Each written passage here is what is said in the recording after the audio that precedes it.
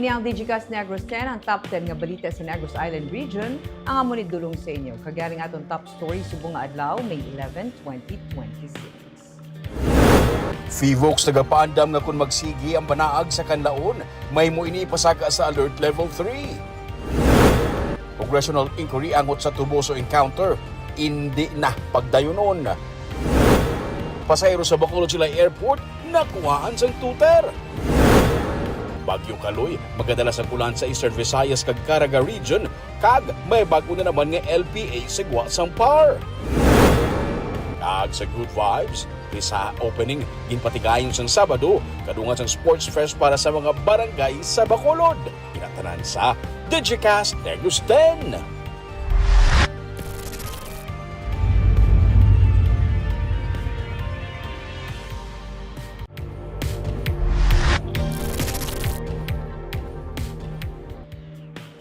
Sa number 10, Bagyo Kaloy, magadalas ng ulan sa Eastern Visayas kag Caraga. May bago nga LPA sa Guasang PAR.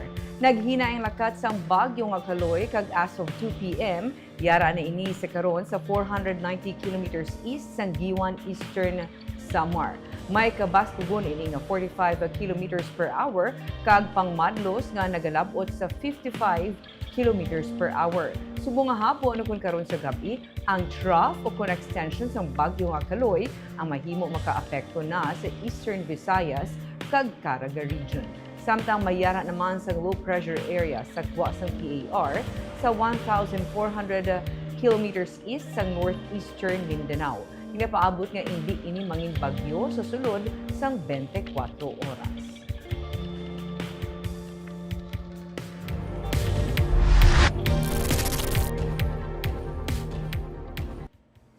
Sa number 9, dako nga rollback sa diesel na talana sa Martes, gasolina may pagsaka naman. Matapos nga magsaka liwat ang presyo sang diesel sa nagligid nga semana, sa buwas, Martes, may dako na naman nga rollback sa bilis ang diesel pati na kerosene. Base sa mando sang Department of Energy, malapit sa 10 pesos ang rollback sa presyo sang diesel sa kada litro. Masobra naman sa 13 pesos ang rollback sa kerosene kag may gamay naman nga pagsaka sa presyo sang gasoline nga halos 50 sentimos. Yara pa sa idalom sang National State of Energy Emergency ang Pungsod Pilipinas. Gani makadikta ang DOE sa presyohanay sang produkto petrolyo. May pila na ka mga petroleum companies nga nagpagwa sang abiso sa rollback sa diesel kag saka sa gasoline subong nga Lunes.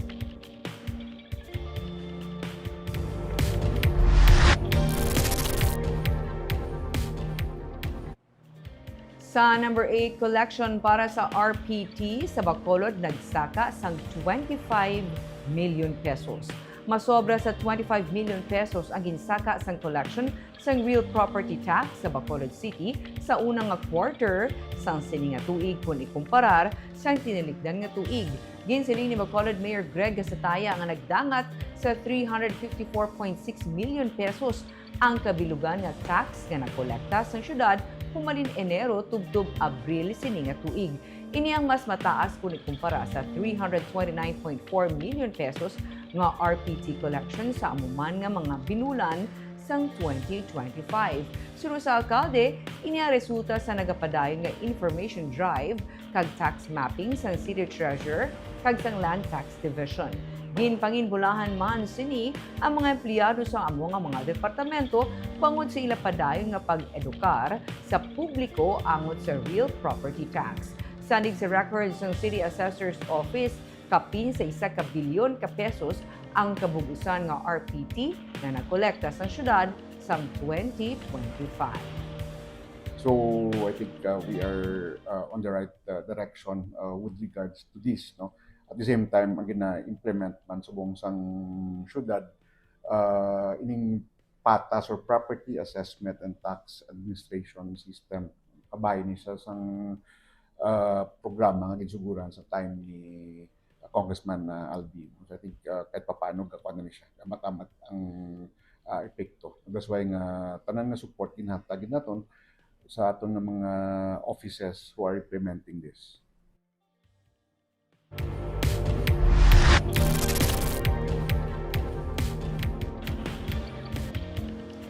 Sa number 7, 24 ka mga traffic violators na dakpan sa Siquijor. Nagpatigan sa Focused Enforcement Operations ang Land Transportation Office, Negros Island Region, sa pila ka mga dalanon sa Siquijor, kundiin 24 ka mga traffic violators ang nadakpan.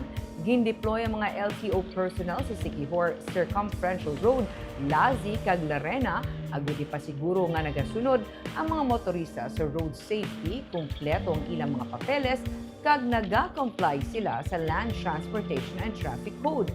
Apang may pila ka mga motorista ang nakitaan nga wala sang rehistro ang ilang motorsiklo, wala sang side mirrors, kag ang iban sa ila ang gindakop bangod sa reckless driving.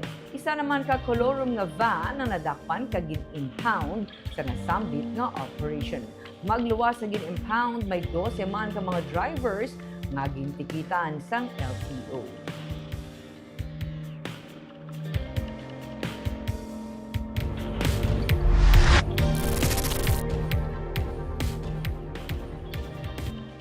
Sa number 6 pasahero sa Bacolod Silay Airport nakuhaan sang tutor.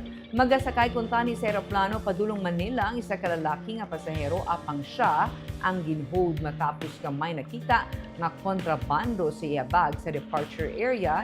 Initial X-ray scanner sa Bacolod Silay International Airport kaina mga alas 5:55 Lunes sang aga, Mayo 11. Sang ginusisa nakuha sa 25 anyos ka pasahero ang isa ka improvised tutor. Ang tutor ng isa ka improvised nga tube nga ginagamit sa pagsuyop sa illegal nga droga. Sunod sa report sang kaap, ginapaidalom sa routine security screening ang bag sa pasahero sang na-detect sang Office for Transportation Security Personnel ang suspected drug paraphernalia. Ang pasahero ginkilala kay alias Isagani, taga Hacienda Santa Isabela, sa barangay Bagtik sa Silay City, Negros Occidental.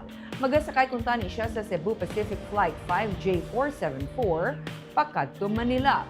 Gilayon man nga ginreport ang insidente sa on-duty nga pulis kag ang pasahero ang gin-turn over sa custody sa Philippine Drug Enforcement Agency para sa dugang nga investigasyon.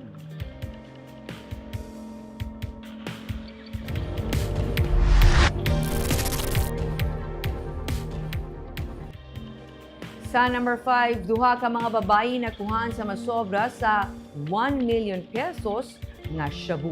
Ginpasakas ng City Drug Enforcement Unit sa Sabado, Mayo 9, ang kaso nga pagsupak sa Republic Act 9165 ukon ang Comprehensive Dangerous Drugs Act of 2002 patok sa duha ka mga babayi na nakuhaan sang 1,088,000 pesos nga balor sang suspected shabu. Nadakpan sanay alias Ning, 30 anyos, kag alias Nika, 20 anyos, sa ginpatigay nga bypass sa Purok Narabaybay, Barangay 8, sa Bacolod City sang Biyernes, Mayo 8. Ginsiling ni Police Lieutenant Colonel Albert C., ang chief ng CDEU, si alias Ning, nga ila subject ang nakaagi na priso apang nakagwa bangod sa pre-bargaining agreement, samtang si alias Nika ang bag-o pa lang nakaagi dakop.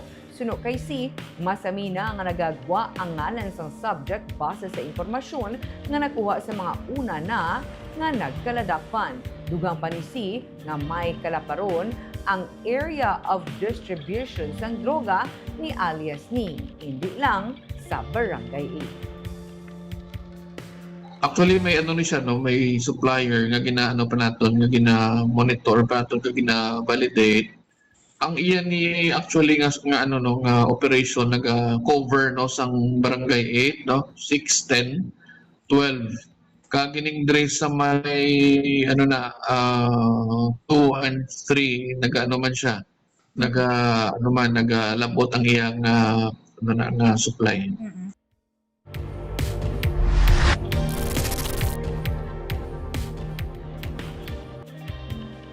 Sa number 4, botante sa NIR na dugangan sang 74,000 matapos ang ikaduha nga ERB hearing. NIR voters yara na sa 3,091,199. May 74,293 ka regular voters ang nadugang sa Negros Island region matapos nga maaprubahan sa ikaduha nga Election Registration Board hearing sang Abril 21. Sa sangguniang kabataan naman, 43,020 ang nagdugang nga mga botante. Nagakasayuran karon nga ang regular voters sa Negros Island region nagdangat na sa 3,091,199. Ang sangguniang kabataan naman nagdangat na sa 1,055,109. Ang Negros Occidental sa gihapon na may pinaka madamo nga botante as of April 21, 2026. 2,012,146 na ka mga botante na rehistro sa Negros Occidental. Sa Negros Oriental naman, 995,259. Kag ang Siquijor naman, 83,744. Padayon pang registration tubtub sa May 18. Sa June, ang ikatlo kag final nga ERB hearing. Sa Nobyembre 2, ang barangay kag SK elections.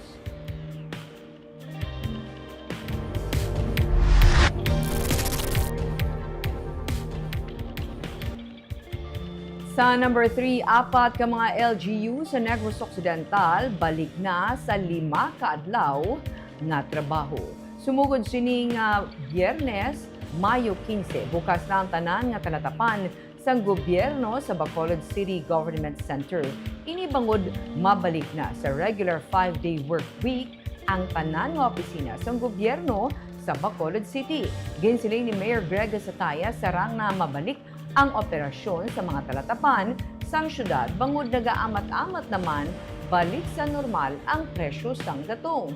Dugang sini, kinahanglan na nga magbalik sa normal nga operasyon ang syudad agud madasig na nga matatap ang tanan nga mga concerns kag transaksyon sang publiko.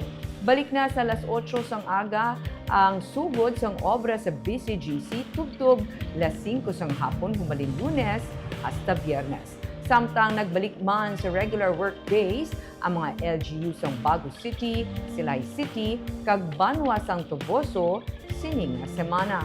Sanig sa mando sa mga alkalde, balik na sa 8 a.m. to 5 p.m. kada Lunes tubtob Biyernes ang trabaho sa gobyerno sa ilatag sa kasyudad kag Banwa. Apesar sa pagbalik sa 5 ka adlaw nga trabaho, magapadayon man sa gihapon ang pagkinot sa mga LGU sa enerhiya sanig sa energy conservation nga mando sang DILG. We will resume the 5-day work week, no? Subject gihapon sa intention sang syudad nga mag cost cutting in terms sang iban ng mga expenses, no, kag subong man sa consumption sang kuryente. Kay based sa amon experience last Friday, damo gid sang mga pumuluyo bala nga may kinanglan sa pila ka mga transactions, no. Although may mga skeletal man sa iban ng mga offices, but I think siguro on base assessment, we can go back to the regular work schedule. At the same time, ang price ng fuel is improving naman compared sa naligad ng mga bulan.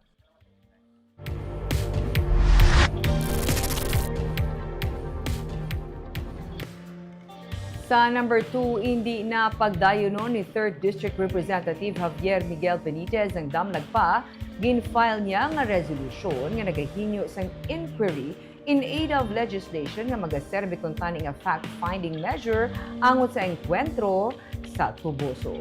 Sa yagin pagwa nga pahayagin siling ni Benitez nga hindi niya na igaduso pa ang tikang. May mga pagpangusisa nga ginapatigayon sunod sa iya sa engkwentro nga natabo ang ginkamatay sa gisin Rebecca persona nga ginaalagar katapos ang rebelding NPA. Nalakip na diri sunod kay Benitez ang ginapatigayon nga investigation sa Commission on Human Rights kag iban pagid nga ahensya sang gobyerno.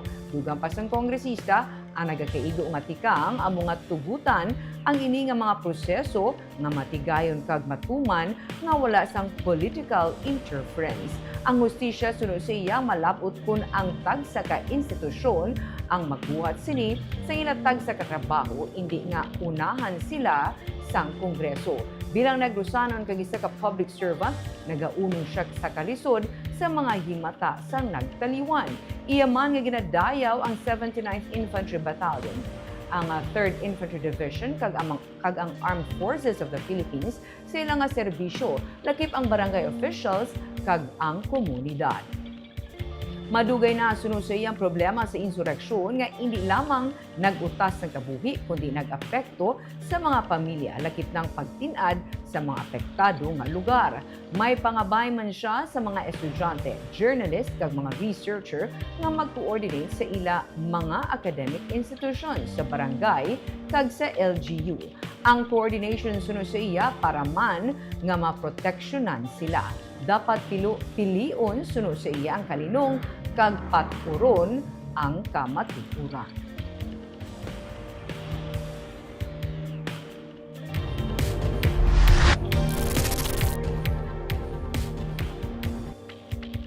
Kag sa number 1, maid-id sa karon nga ginamonitor sang Volcanic ang bulkan kanlaon kasunod sa namutikan nga banaag o kun crater glow. Kung magapadayon ini nagakasayuran nga ang magma malapit na sa crater. Launa imedya sang Lunes ng kaagahon nagpagwa ang Volcanic sang crater glow o kun banaag notification sang bulkan kanlaon. Mga alas 7 sang gabi sang Domingo, Mayo 10, ginreport sang Canlaan Volcano Observatory ang crater glow. Bisan mismo mga netizens ang nag-report sini nga nakita nila. Pathag ni Maria Antonia Bornas, ang Chief sang Volcano Monitoring and Eruption Division sang Volcanic, umanin pa sang November 2024, may mga emissions na sang superheated volcanic plumes, gas plumes, ang kanlaon sa crater sini. Pero ini ang kitaon lamang sa infrared kag high-resolution camera nila.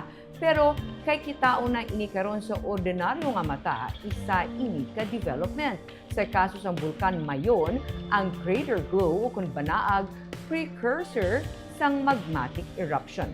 Sunod kay Bornas, ginamonitor nila kung magapadayon ang banaag sa masunod nga mga gabi. Kung magsige, mag-recommend sila sang pagpasaka sa Alert Level 3. Ang banaag sang kagabi sa ilang obserbasyon ang nagaugdaw, pero hugot nila nga ginapahanumdom ang publiko nga magmangin mabinantayon. Dapat nagapabiling nga hilway sa pumuluyo ang 4-kilometer permanent danger zone. Ang yara naman sa PDC hazard zones, mangin alerto kag handa in kaso ipatuman ang evacuation. Ang Office of the Civil Defense may yara sang pre-disaster risk assessment. Sunod kay OCD Director Donato Sermero III, isa sa pagpasiguro nga naka-preposition na ang mga food kag non-food items. May naplaster naman gid nga daan nga mga tikang kag hilimuon, pero sunod kay Sermeno, luyag nila mapasiguro pagid ang kahandaan. Mga 14,765 ka pamilya o kung 73,765 ka individuals ang maapektuhan kung ipatuman ang 6-kilometer extended danger zone sa idalom sang Alert Level 3. 6,170 ka pamilya diri o kung 18,890 ka individuals ang iga-evacuate. Ini sila ang gikan sa mga barangay sa Bago, La Carlota, La Castellana, Moises Padilla, Murcia, Pontevedra, San Carlos City, kag Canlaon City sa Negros Oriental. Hindi po kasi natin na-observe by daytime yan eh. Sa gabi po at night time, kung ma-observe po natin na sustain po yan and then it's intensifying, then we may need to step up to alert level 3. But for now, wala pa. Wala po eh.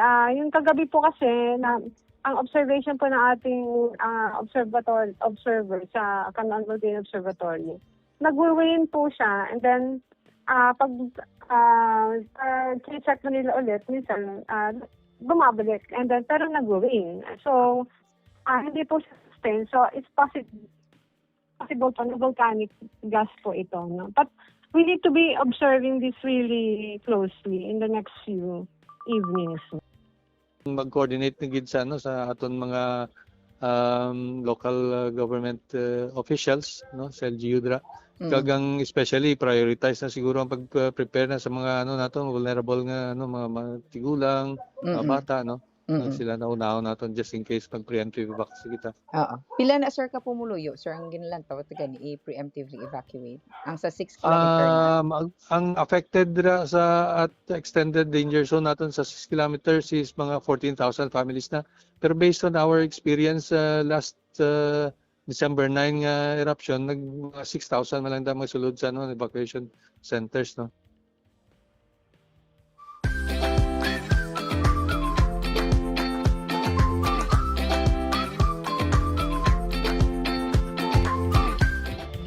Sa Good Vibes, may duha ka dalako nga sport events ang ginapatigayon sa karon sa syudad sa Bacolod.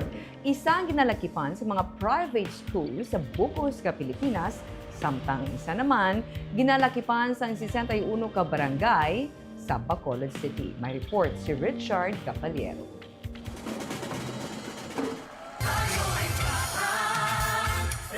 Halos dungan nga nagbukas sang Sabado ang National Private Schools Athletic Association o kung PRISA Games kag ang Congressman Albi Benitez Sports Fest. Masobra sa 12,000 ka mga delegates ang nagabot na sa syudad para sa PRISA Games 2026. 22 tanan ka mga sporting events ang nagapadayon nga ginaawayan sang 17 ka mga rehiyon nga nagpakigbahin sa sininga kompetisyon. Batang PRISA dahil karamihan sa atin lumaki na. All of us grew up with PRISA. From high school to college, you've been playing for your school, you've been playing for your province and your region.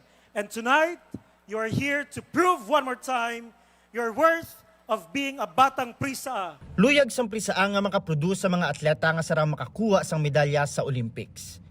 Nagapanguna sa karon sa medal tally ang Region 6 o kon Western Visayas. Nakakuha na inisang 8 ka mga medalya, lakip na ang 3 ka gold, 3 ka silver, kag 2 ka bronze medals. STI West Negros ang nangin main school host sa sininga tuig. Probinsya sang Negros Occidental naman ang nag-host sini, kaupod ang Bacolod City. And initiatives that promote youth development, physical wellness, education, and nation building through sports. To all the athletes competing in this year's game, may you play with passion, integrity, and humility.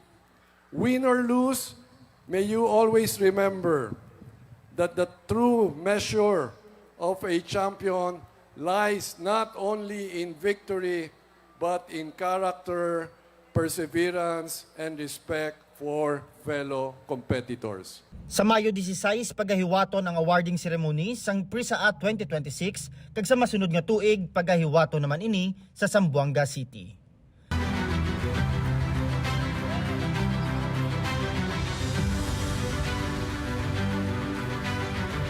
Kadungan sa sininga kompetisyon, nagapadayon man sa karon ang Congressman Albi Benitez Sports Fest. Masobra sa 22,000 ka mga pamatanon sa Bacolod City ang nag-intra sa sininga liga. Sang Sabado, nangin dinapit nga bisita ang Gilas Pilipinas star player nga si Bobby Ray Parks Jr. 61 ka mga barangay sa syudad ang nagpakigbahin sa sininga sports event nga ginapangunahan sa mga opisyales sang sangguniang kabataan. Iniiimo ko ni as a personal conviction para maguligan ang kada barangay mag-develop sa mga grassroots program na binagyan sa sports. So take advantage, ipakita natin ang ating mga abilidad, ipakita natin na hindi lang kita mayo ng sports, mayo lang kita ng ganay na pagkagyon sa ating mga barangay. Sang opening ceremony, gingkoronahan bilang muse ang tiglawas sa barangay Takuling. Richard Caballero para sa Digicast Negros. Kaya kita nag-shoutout sa ating mga live viewers kay Shona Evangelisto Caredo, hamba niya maayong hapon Digicast Negros watching from Singapore. Jonathan Tere, hamba niya maayong hapon po Negros. Maria Fe Panaga Baredo, maayong hapon Digicast team. Kagamayad to ang top 10 stories of the day, Tubdub Was. Ako si Barbara Harris. Maayong hapon.